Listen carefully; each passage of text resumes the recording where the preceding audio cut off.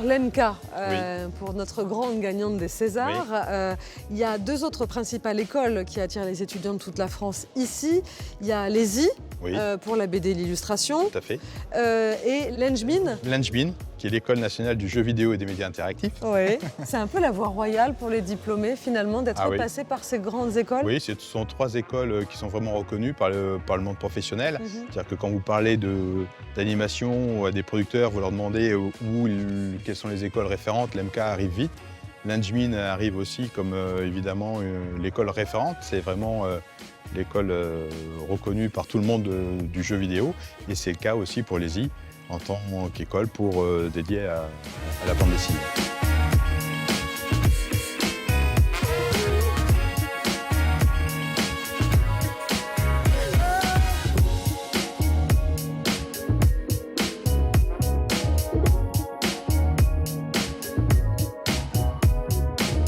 En tout cas, et quand ils ont de l'argent de poche, on l'évoquait d'ailleurs dans ce reportage, beaucoup de jeunes achètent maintenant des jeux vidéo, c'est toujours aussi à la mode, c'est un domaine où la France est en pointe dans le monde, les Français créent énormément de jeux et il y a même un réseau d'écoles spécialisées à Angoulême par exemple, Jérôme Garot et Bénédicte Poirier.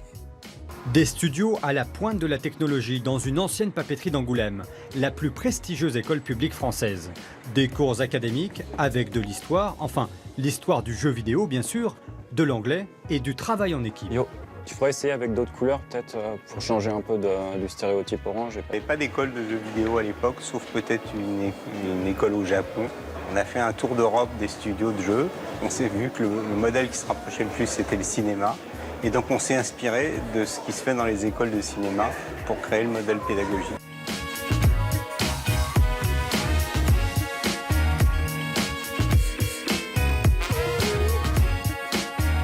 En fait, ici, on essaye de donner aux élèves la capacité de maîtriser l'ensemble des éléments qui sont nécessaires pour produire un jeu vidéo. Ça va de la création de l'univers, de l'idée, le gameplay, le game design, les images, les personnages, l'animation, le son, et puis aussi les aspects économiques, comment est-ce que ça peut se vendre, à qui, combien ça peut coûter, combien de temps il faut pour le faire. Et puis avec la section d'ingénieurs, on leur donnera aussi le moyen de produire de nouveaux outils technologiques, de nouvelles manettes, de nouveaux dispositifs.